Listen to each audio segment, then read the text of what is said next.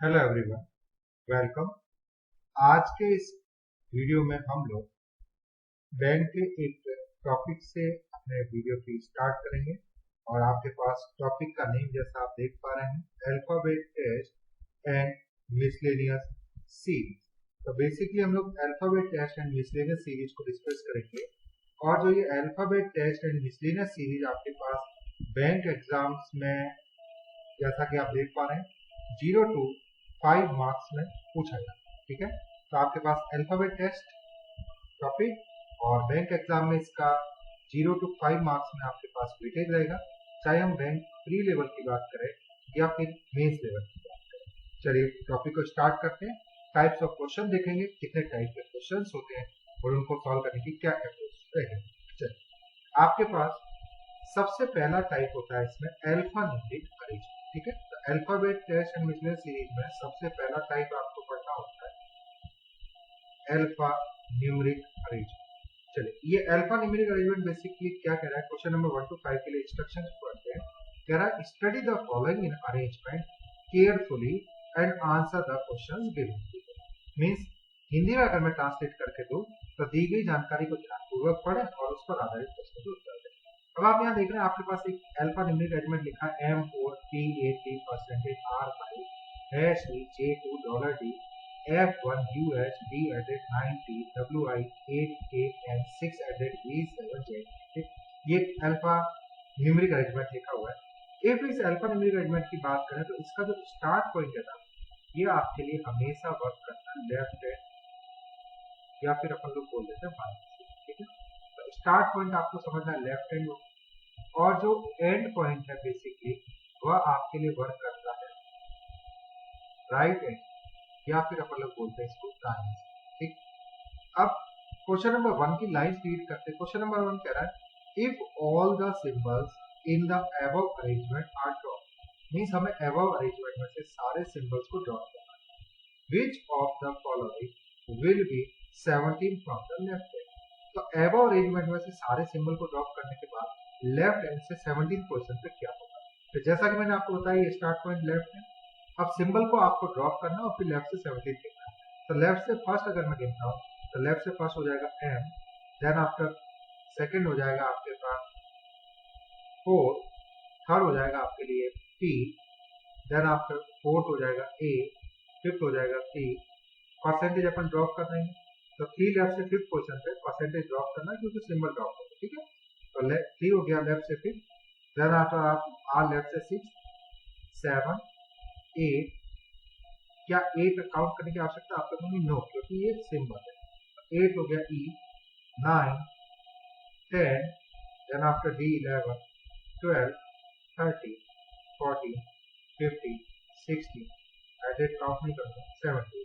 तो आपके पास 9 लेफ्ट से 17 पोजीशन पे हो गया। तो ये आपके पास करेक्ट आंसर हुआ, जैसा कि मैंने यहाँ पे लिख के रखा है, ऑप्शन नंबर सी इस क्वेश्चन का करेक्ट आंसर होगा। ठीक है, चलिए दूसरा क्वेश्चन क्या कह रहा है, कह रहा which of the following is 8th to the right of the 20th from the right hand of the above arrangement. Question कह रहा है कि अबव अरेंजमेंट में आपके पास कौन सा राइट से 20th लेटर के, ठीक है, 20th एलिमेंट के राइट में 8th पोजीशन पे होगा। तो हमें ध्यान रखना है कि क्वेश्चन पूछना चाह रहा है कि कौन सा एलिमेंट राइट से 20th एलिमेंट के 8th राइट में होगा। इस क्वेश्चन को इफ मैं बेसिक वे से सॉल्व करूं तो देखो बेसिक अप्रोच क्या हो सकती है, मैं राइट हैंड समझ रहा हूँ, ये मेरे लिए राइट हैंड का वर्क करेगा, और इसी प्रकार से अगर मैं लेफ्ट हैंड देखना चाहूँ तो इनिशियल पॉइंट मेरे लिए क्या वर्क करेगा, लेफ्ट हैंड का वर्क करेगा। ठीक है, तो ये इनिशियल पॉइंट हो गया लेफ्ट हैंड। ठीक है, अब क्वेश्चन कह रहा है कि कौन सा 8th राइट में होगा, किसके, 20th फ्रॉम द राइट है। तो राइट से 20th काउंट करो और उसके 8th राइट में, तो एक बार केयरफुली फोकस कीजिएगा। तो राइट से Q फर्स्ट हो गया, Z सेकेंड, 7 थर्ड, फिर ये V फोर्थ, एडेड फिफ्थ। अब यहाँ पे अपन को सिंबल हटाना है, एडेड फिफ्थ, ये 6, 7, 8, 9, 10, 11, 12, 13, 14, 15, 16, 17, 18, 19 और 20। तो ये 20th एलिमेंट आपके लिए राइट से हो गया। अब यहाँ पे फोकस कीजिए, अगर मैं D से जो अभी एरो बना रहा हूँ इस डायरेक्शन में चल रहा हूँ, तो ये मैं चल रहा हूँ सीरीज में लेफ्ट से, और अगर मैं इस पर्टिकुलर डायरेक्शन में चलता हूँ तो मैं सीरीज में चल रहा हूँ राइट से। ठीक है, अब क्वेश्चन क्या करा कि आपके पास कौन सा एलिमेंट 8 टू द राइट होगा, किसके 8 टू द राइट होगा, 20 फ्रॉम राइट हैंड। तो मैं 20 फ्रॉम राइट हैंड तो देख लिया डी, अब इस डी के 8 राइट में मतलब मेरे को आपको वापस इधर लिखना है, तो डी के 8 राइट में चलूंगा तो फर्स्ट राइट में एफ हो गया, सेकंड राइट में 1 हो गया, थर्ड राइट में यू हुआ, फोर्थ राइट में एच, फिफ्थ राइट में बी, सिक्स राइट में एच, सेवंथ राइट में 9 और 8 राइट में क्या हो जाएगा टी। तो आपके पास राइट से 20 एलिमेंट के 8 राइट में जो पर्सन होगा या एलिमेंट होगा वो होगा टी। आपके पास ऑप्शन ए इसका करेक्ट आंसर। ठीक, तो ये तो मैंने आपको एक बहुत ही बेसिक वे से एक्सप्रेशन दिया। अब इसमें हम लोग क्या चेंज कर सकते हैं उसको समझिए। तो हम इसमें चेंज क्या कर सकते हैं उसको देखते हैं। अगर मैं आपको यहाँ पे इस क्वेश्चन को थोड़ा फास्ट सॉल्व करने की मेथड, तो मैं आपको कहूँगा आप यहाँ पे इस क्वेश्चन को सॉल्व करने के लिए सबसे पहले सीखेंगे मूवमेंट इन अल्फाबेटिक। ठीक है, तो आप पहला एक सब हेडिंग देना इस क्वेश्चन नंबर 2 के below movement in alphabetical order, तो प्रॉपर वे में आप कनेक्ट होते हुए चलेंगे। अब if movement in alphabetical order की बात करें तो यहाँ पे हम लोग कुछ मूवमेंट सीखेंगे।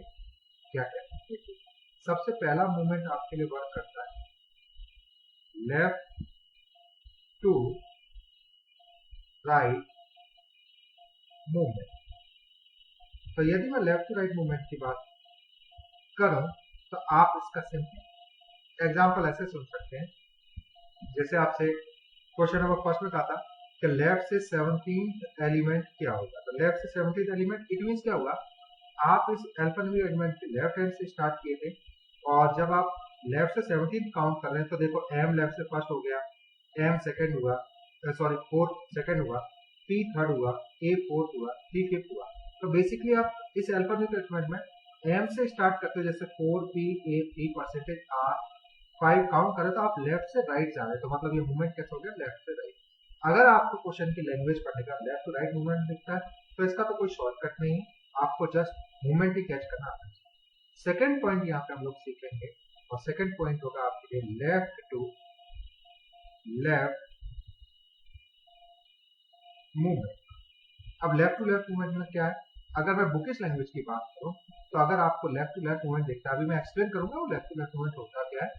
अगर लेफ्ट टू लेफ्ट मूवमेंट दिखता है तो हमें फाइनल एलिमेंट की पोजीशन लेफ्ट एंड से प्राप्त होगी। एक फॉर्मूला बना लिया हमने अपनी सुविधा के अनुसार, क्या लेफ्ट की ग्रेटर वैल्यू में से माइनस कर दे लेफ्ट की स्मॉल। ठीक है, अभी मैं इसको एक्सप्लेन करता हूँ, उससे पहले जो हमारा क्वेश्चन है उसके पॉइंट पे आ जाता हूँ। क्वेश्चन आपका जो 2 है वो बेसिकली बेस्ड है right to right movement. Right to right movement के ऊपर कैसे बेस्ड है पहले उसको सीखिएगा। देखो हमसे क्वेश्चन क्या करा है कि कौन सा एलिमेंट 8 टू द राइट होगा 20 from the right of the above arrangement, मतलब राइट से 20th एलिमेंट। अभी आपने राइट से 20th एलिमेंट मेरे साथ काउंट किया था, राइट से 20th एलिमेंट के आप 8 राइट में गए थे तो आपको 3 मिले। ठीक है, तो राइट से 20th एलिमेंट, सपोज दैट आपका डी राइट से 20th एलिमेंट, सपोज अब हम राइट से चलते हुए आए, राइट से 20th element suppose that D है। अब इस डी के वापस आपको राइट में 8 जाना, मतलब आप घूम के वापस कुछ इस डायरेक्शन चलेंगे। आप क्या देख रहे हैं कि आपकी जर्नी बेसिकली राइट हैंड से स्टार्ट हुई थी 20th एलिमेंट तक है, फिर आपने स्टॉपेज लिया, फिर इस 20th एलिमेंट के वापस आप राइट में गए, तो आप राइट टू राइट मूव हो गए कि नहीं हो गया, तो आपने सीरीज में राइट से स्टार्ट किया था वापस राइट में जाने लगे, तो right to right movement wording catch हो गई। तो राइट टू राइट मूवमेंट का मतलब क्या है, तो अगर अपन को राइट टू राइट मूवमेंट मिलता है तो फाइनल एलिमेंट की पोजीशन हम चेक करेंगे कहां से, राइट हैंड। किस प्रकार से चेक करेंगे कि राइट की ग्रेटर वैल्यू में से माइनस करना होगा अपन को राइट की स्मॉल वैल्यू। जैसे ग्रेटर वैल्यू यहाँ पे लिखेगा क्वेश्चन में, राइट एंड से 20, राइट एंड से 20 आता है, तो 20 बड़ा हो गया, राइट से 20 ज्यादा है ना, इसके 8 राइट में तो ये 8 कम है, तो 20 माइनस 8 करेंगे तो अपन को राइट से जस्ट 12th एलिमेंट काउंट करना होगा। तो 12th एलिमेंट अगर मैं राइट से काउंट करूं तो Q first element, Z second element, 7 third element, D fourth element, and Z fifth element, 6 next after आपके पास 6th एलिमेंट है, N 7, A 8, ये आपके पास 9, 10, 11 और 12। तो 12th एलिमेंट आपके लिए क्या हो गया? T। तो T will be the correct answer. तो हमें अब अगर हम मूवमेंट कैच कर ले तो इसका बेनिफिट क्या होगा कि हमें राइट से 20th एलिमेंट तक जाना ही नहीं, मतलब हम राइट से 20th एलिमेंट क्या उसको फोकस ही नहीं करें, हम जस्ट कैच करेंगे राइट टू राइट मूवमेंट है। तो ग्रेटर वैल्यू मतलब 20 ग्रेटर वैल्यू है, 8 कम वैल्यू है, लेस वैल्यू है, तो 20 माइनस 8 करेंगे जैसे अपन को 12th एलिमेंट काउंट करेंगे राइट। ठीक, ये कुछ इस प्रकार से है कि सपोज है आपको ये रोड है, इस रोड की टोटल लेंथ है 20 किलोमीटर। ठीक, आप अपने व्हीकल का फेस कुछ इस डायरेक्शन में करके यहाँ पे खड़े हुए थे, इस पॉइंट पे खड़े हुए। आपने मेरे से पूछा सर आपका घर कहाँ पे, तो मैंने आपसे कहा कि आप यहाँ से सीधा स्ट्रेट 20 किलोमीटर जाइएगा। जस्ट खड़े खड़े यहाँ पे आप इंस्ट्रक्शन सुन रहे हो, इस पॉइंट पे खड़े हुए है ना। तो मैंने कहा आप यहाँ से सीधा 20 किलोमीटर जाना। 20 किलोमीटर जाने के बाद यू टर्न आएगा, यू टर्न मतलब आप समझ रहे हो कि वापस से कुछ स्पेस, या मैं बोल दो टी पॉइंट आएगा, यहाँ पे रोड एंड हो गई और आप वापस से 20 किलोमीटर चलना, आपको मेरा घर मिल जाएगा। तो इफ आप एक स्मार्ट पर्सन है तो आप क्या समझेंगे कि यहाँ से पहले 20 किलोमीटर चलना है, टी पॉइंट लेना है, यू टर्न लेना है टी पॉइंट से, और वापस से इसी रोड पे चल के 20 किलोमीटर आना, मतलब यही तो मेरा घर होगा कि नहीं होगा, यही मेरा घर होगा। तो आप क्या देख रहे हैं, ये मूवमेंट कैसा हो गया, आपका मूवमेंट हो गया मेरे घर से घर की तरफ, हुआ कि नहीं हुआ। तो यही यहाँ पे भी हो रहा है कि आपको पहले क्वेश्चन सिंपली क्या कह रहा है कि आप सीरीज में राइट से 20th एलिमेंट, तो 20th एलिमेंट काउंट किया, तो राइट से 20th एलिमेंट काउंट करने के बाद वापस घूम के आपको 8th एलिमेंट पे आना है। तो आप राइट से बेसिकली इस राइट एंड से इतना ही तो डिस्टेंस ट्रेवल करेंगे, यही तो आपका रिक्वायर्ड आंसर हो गया। ठीक है, तो आप इसको ध्यान रखिएगा कि 20 जाना है, वापस लौट के आपको 8 आना है, तो यहाँ से इनिशियल पॉइंट से आपको जस्ट कितना किलोमीटर चलना है, 20 माइनस 12 8 किलोमीटर, तो ये आपका फाइनल आंसर हो गया। ठीक है, तो ये राइट टू राइट मूवमेंट की वर्किंग है। इफ आप इस राइट टू राइट की वर्किंग समझ पा रहे हैं तो आप इस second point left to left की वर्किंग भी समझ पा रहे हैं। ठीक है, अब थर्ड मूवमेंट अगर मैं यहाँ पे लिखूं तो थर्ड मूवमेंट मैं लिख सकता हूँ simply right to left movement. ठीक है, राइट टू लेफ्ट मूवमेंट में मैं बोल सकता हूँ कि फिफ्थ एलिमेंट फ्रॉम राइट है, मतलब राइट साइड से यहाँ से fifth element, Q first element, Z second element, 7 third element, D fourth element, at fifth element. ठीक है, तो ये आपके पास कुछ मूवमेंट्स के एग्जांपल थे, आप इनको आराम से नोट डाउन कीजिएगा। अब ये क्वेश्चन नंबर 2 हम लोग कितना फास्ट कर सकते थे तो वो मैं आपके साथ फास्ट कर दूंगा। ठीक है, तो ये आपके पास यहाँ तक फास्ट किया।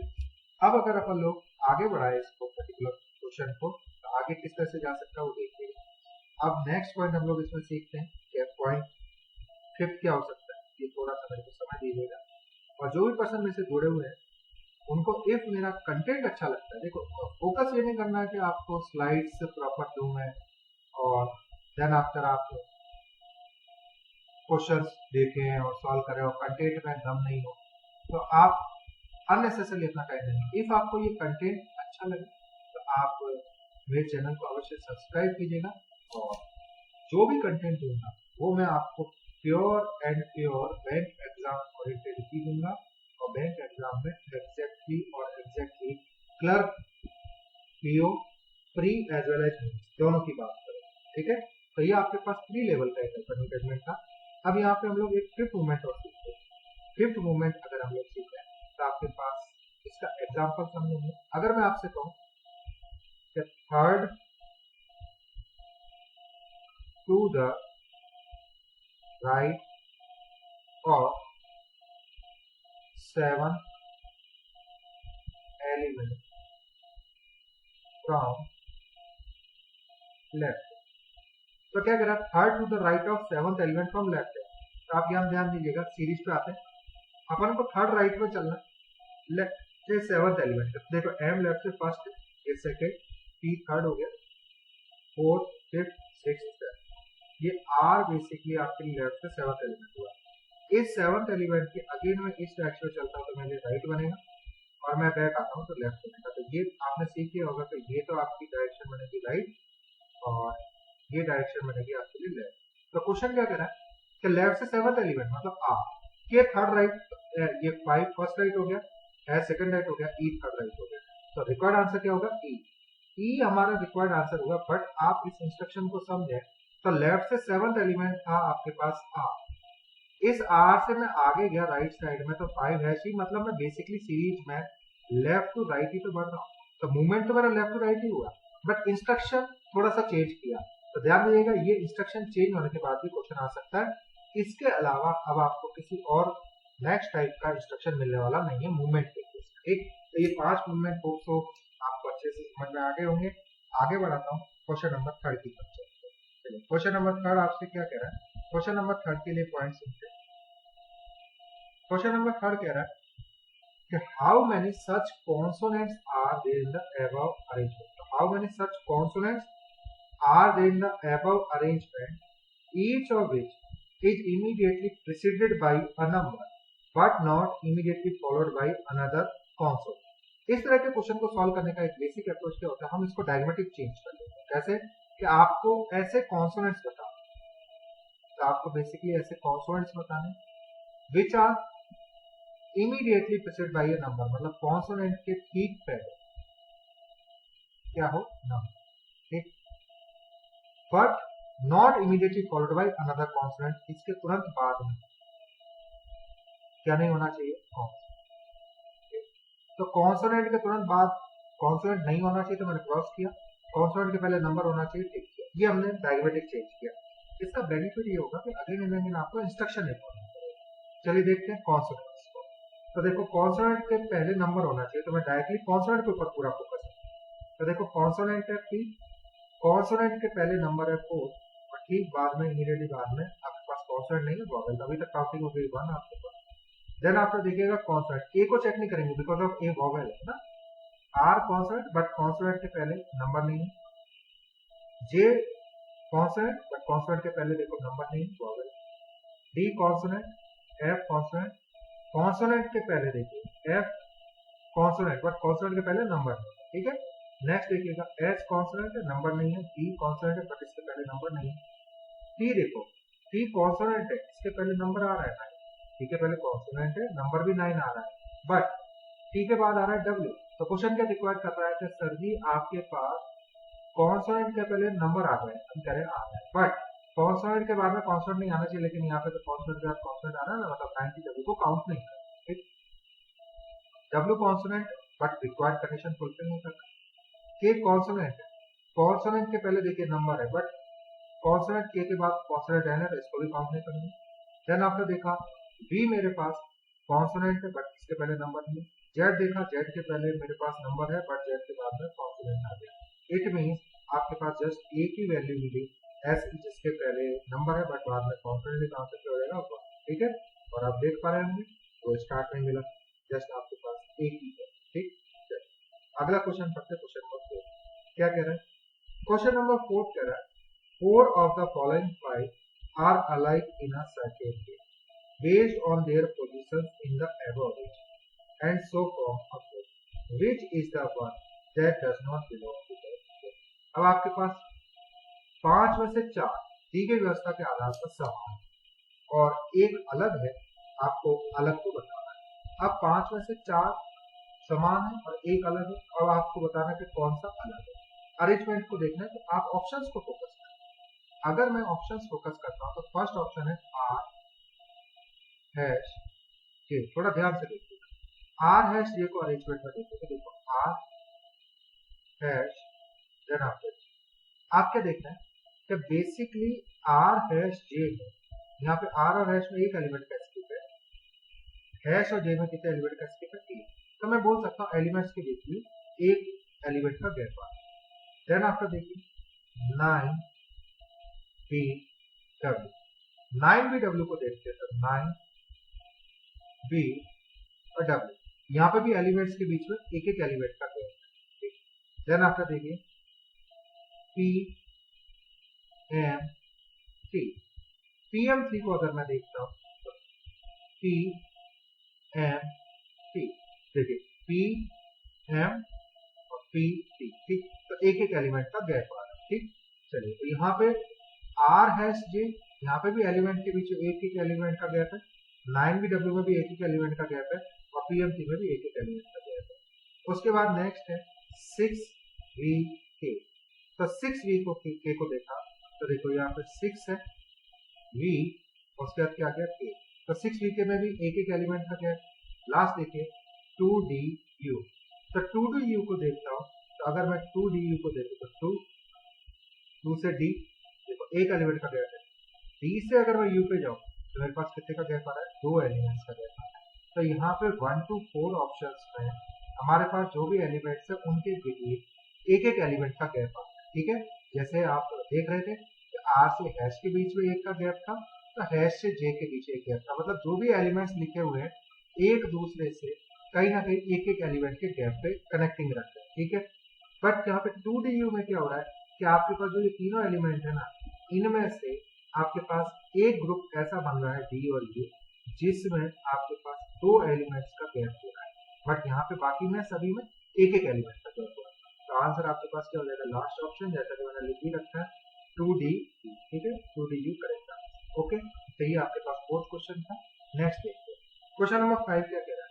क्वेश्चन नंबर 5 कह रहा है how many such numbers are there in the above arrangement, each of which is immediately preceded by a consonant। मतलब आपसे कह रहा है कि आप ऐसे